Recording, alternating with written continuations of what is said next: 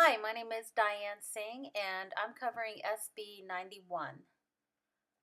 So, for this bill, it was very interesting to learn more about it. I have heard about it from friends, family, here and there on the media, but this is the first time I've really looked into it, so it was a good learning experience. It is a very complex bill.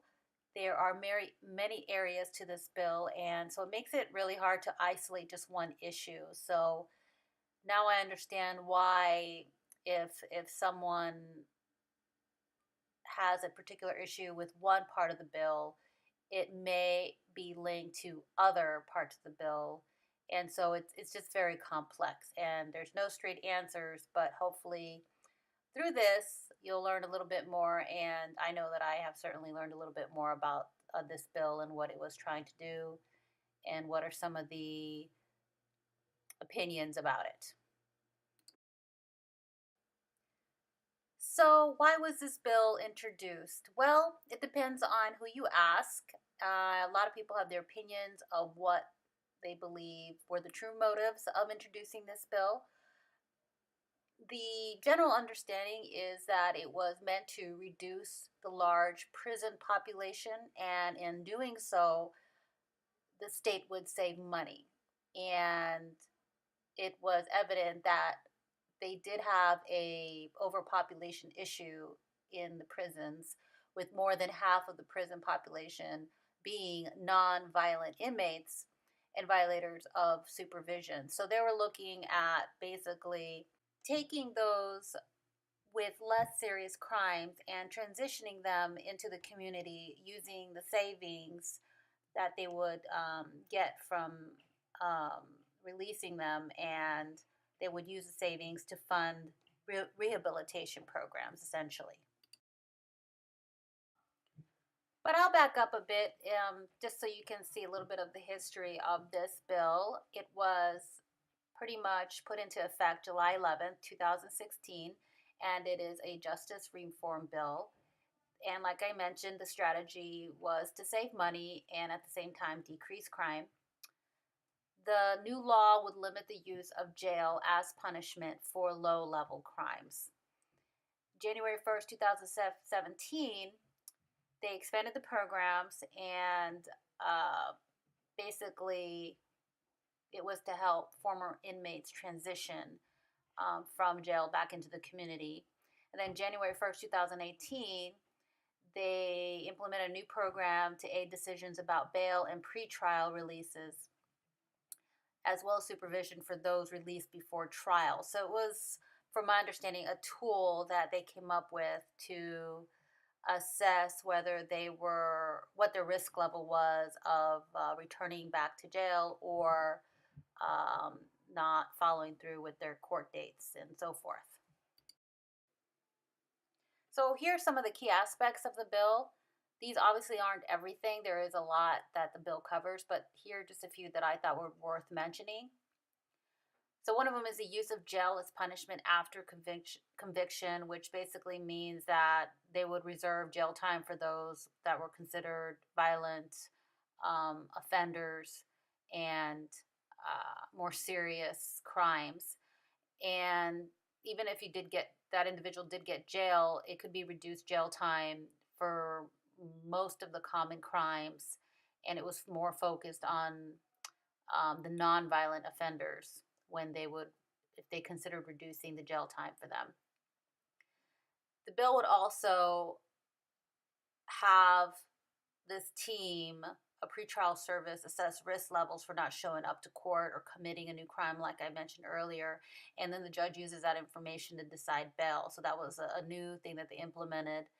And the pretrial inmates were monitored as part of that process. And all this affects the parole and probation, and it was meant to cut time back dramatically and then reduce costs as well. And here are just some other key aspects to the bill. An individual will be less likely to go to jail while awaiting for charges. And they also reclassified some misdemeanors as violations. So, what that meant was essentially there would be no jail time associated with them. And also, in letting those with less crimes out of jail, or serving less time. That would mean more jail time for violent offenders. And this may sound appealing at first, and I think they were trying to use that as a selling point, in my opinion.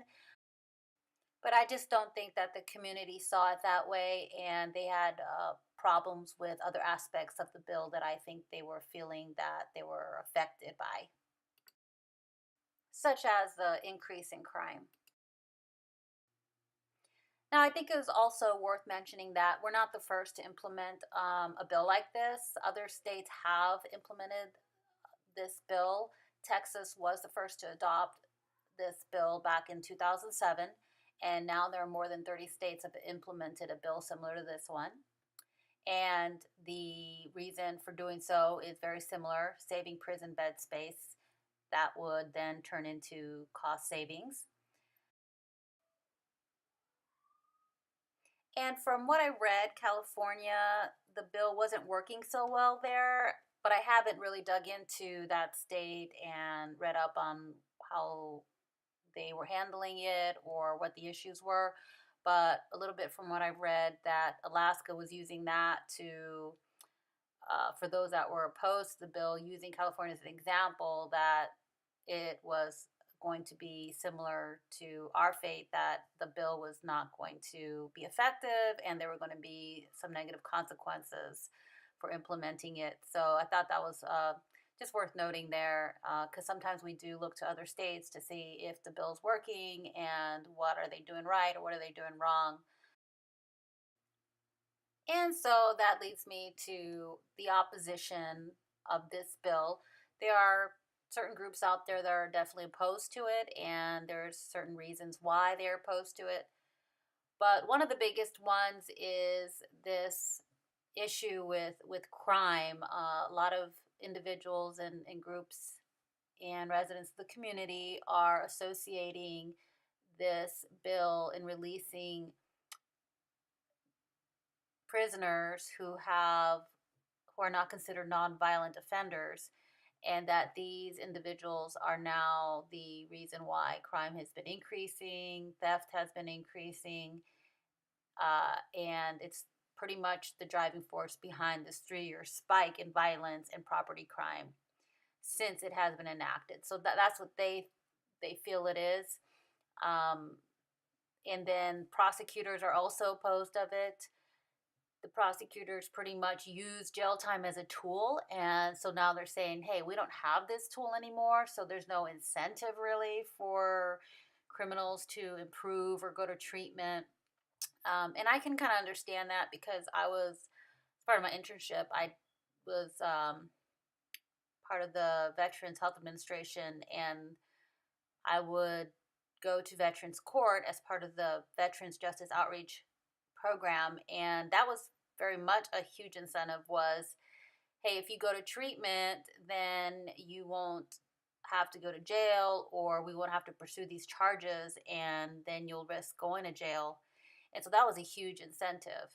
And so they would go to treatment, and in lieu of not serving time. But the prosecutors feel that there is no incentive here, and that these individuals are just getting by, and they can't really effectively prosecute or hold them accountable.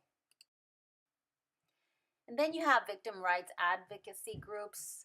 These individuals, there I have seen numerous videos or read statements in news articles of those out in the community who feel they have been victimized as a result of this bill, or feel that justice has not been served as a result of this bill.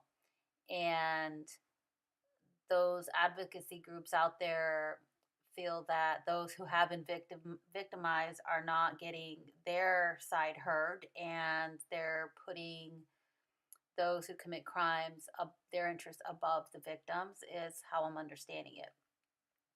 And so that's a huge pushback there. And I can see, when you hear these stories, you can really empathize with that fear that they feel, or that of not being heard or feeling that there's no justice and that the individual that committed the crime is just getting away with it. So they're another group that's opposed to it, and then the law enforcement as well. Generally speaking, as an agency, they don't really agree with the bill. I haven't really dug into why, but I think it just makes their job harder. My husband is a police officer, and he has told me that, yeah, he cannot arrest certain individuals for certain crimes due to this bill and the fact that these crimes no longer warrant arrest.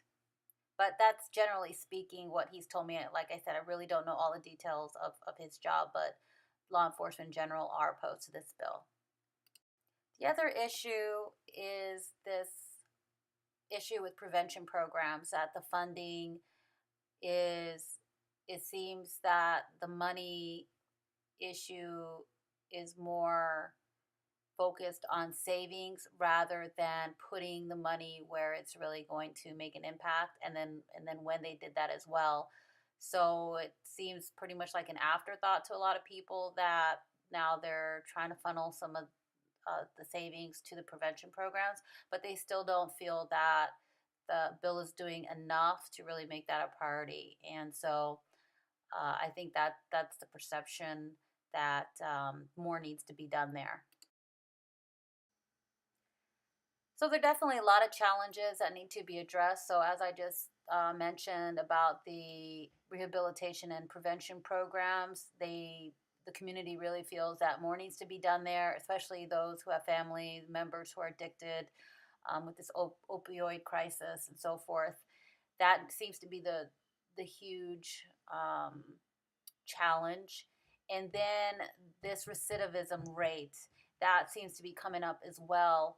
And there's this period of time that they've already studied or assessed that those that are released from jail are likely to return within 3 years.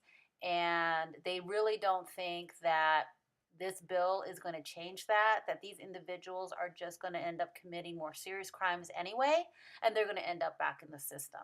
So they really question that part. And so they feel that something needs to be done to reduce the recidivism rate so that they can close this loophole and this process, the cycle that continues to be a problem for the prison system and the state as a whole.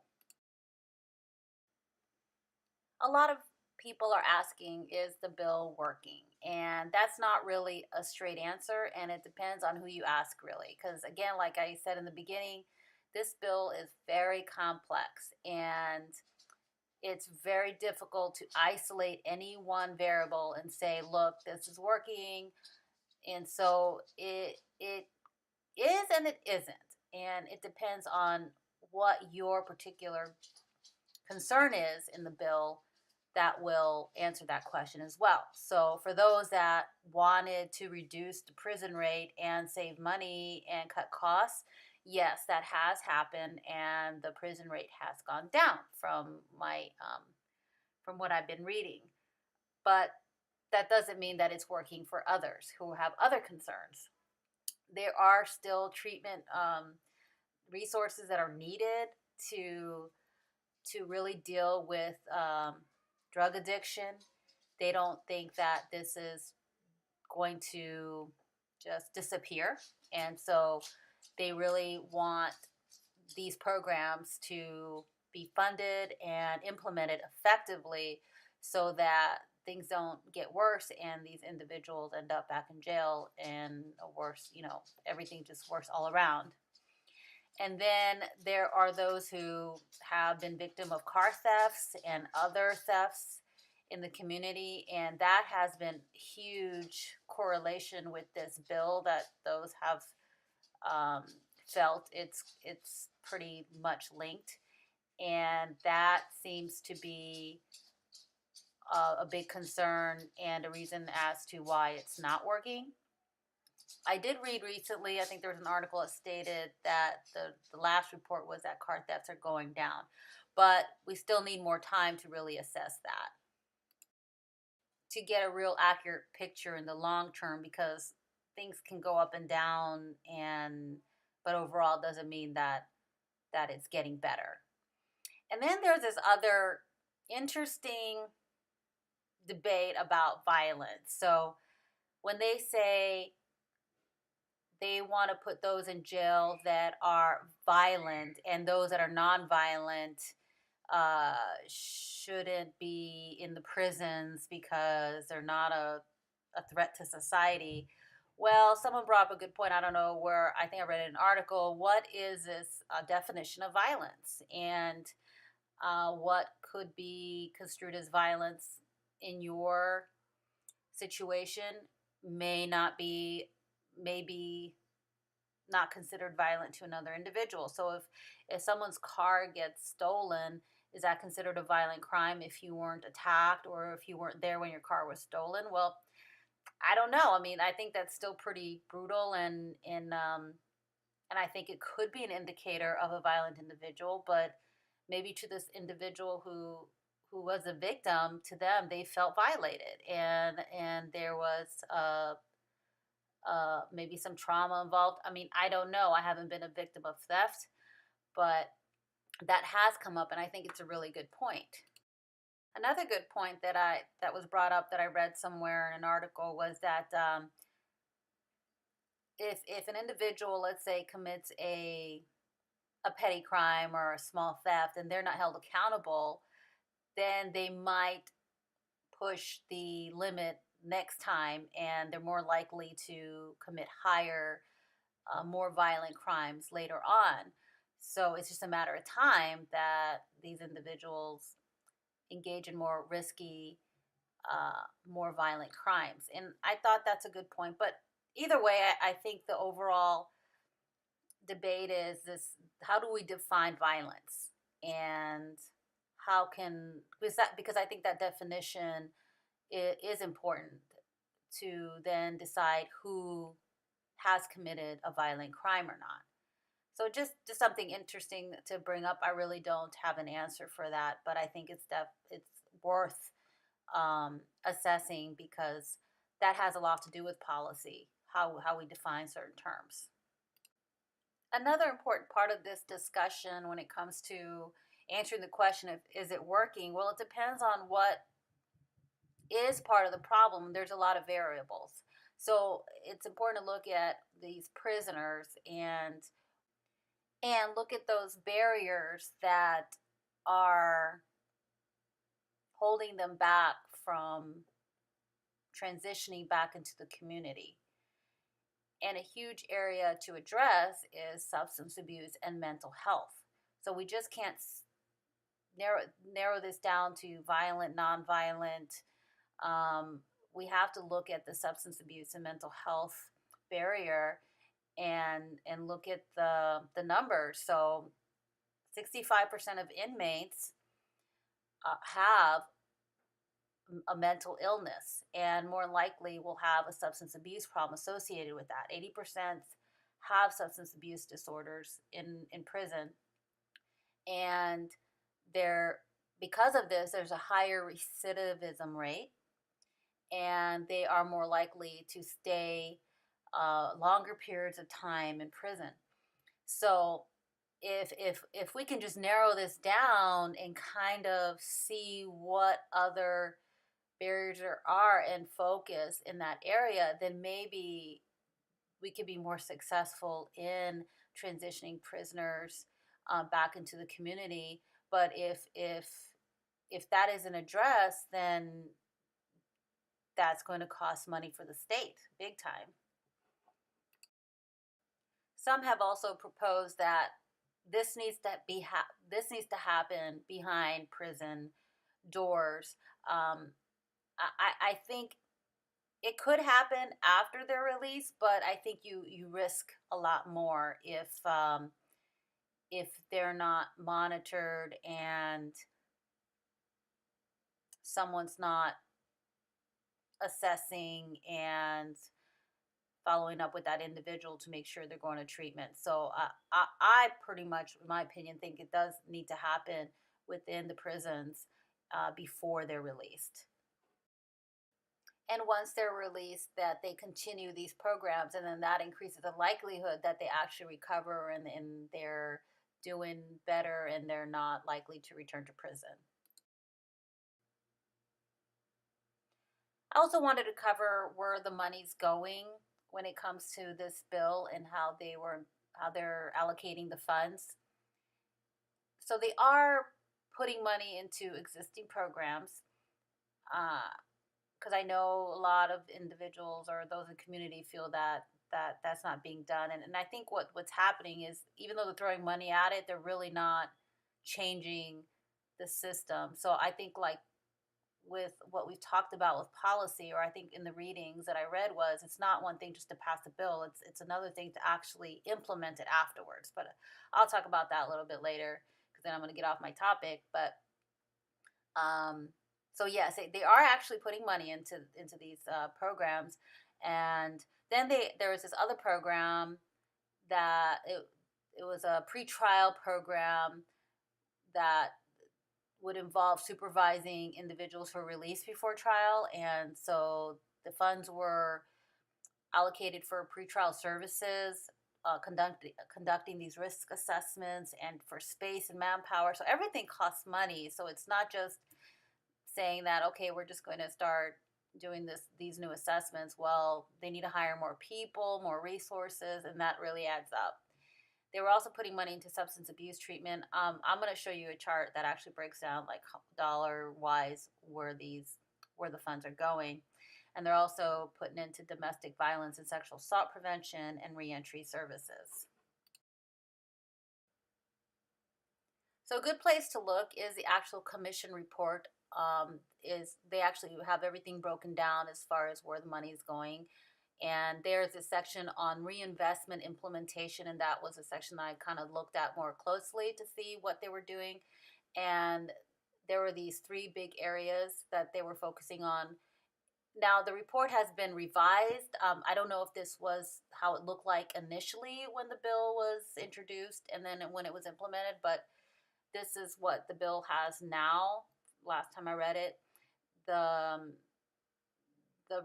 the investment would be in the substance abuse treatment within the Department of Corrections, victim services and violence prevention programs, and reentry planning services with the Department of Health and Social Services. So here in this chart, you can kind of see what the dollar amounts are that were given to each of these agencies to invest in these specific programs. And it's a lot of money. So these are and I also got this from the commission report, um, that's talking about what they invested in 2017, 2018. And this next one here actually shows what they plan on spending for fiscal year 2019. And it's the treatment, reentry victims, violence prevention services, and what those costs are going to be. So I think this is in addition to what they're already doing. This is what's going to be invested in addition to what's already being implemented with the bill. So I do have my opinion from reading the articles and listening to videos and coverage on the bill. I I really strongly believe that this is an issue of putting the cart before the horse. I think it is an implementation issue, so it's an afterthought. There's a lot of focus on passing the bill, but not really implementing those measures to make sure that the community is ready for it, that those resources are ready for it, that they actually take their time to look at those what ifs, those risk assessments. And I don't think they did a very good job at that.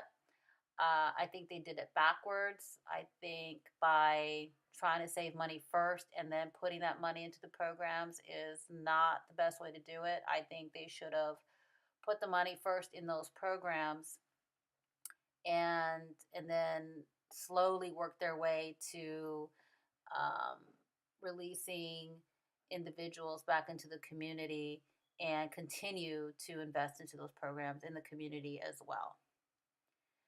So I also think that they need to address safety nets and programs to address recidivism. That is going to probably continue as a trend. And if they don't want it to backfire on them, they need to really, they should have had those safety nets there before they rushed into something like this to reduce the likelihood that these inmates would come back to jail. And with mental illness and substance abuse being a big issue, if that's not resolved, they'll probably end up coming back to jail.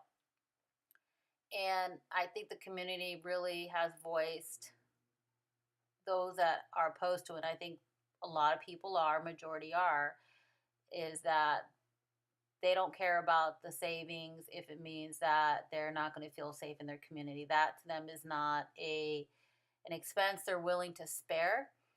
I do know from hearing some others who do support the bill, they support it because they're hoping, those in the community are hoping that it'll call more attention to those programs, that they're hoping their loved one will get those services because they're addicted to a substance. And so they think it's a step in the right direction, but I think it has backfired in my opinion.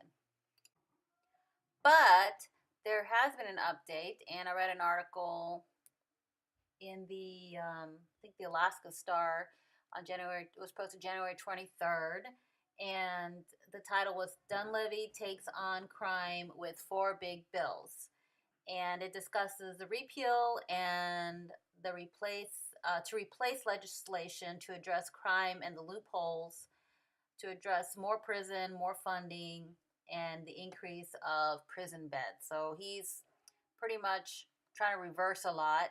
And here are the four new bills that he is proposing, and which each one is planning to address. So SB 32, classification and sentencing. Uh, then SB 33 will target pretrial.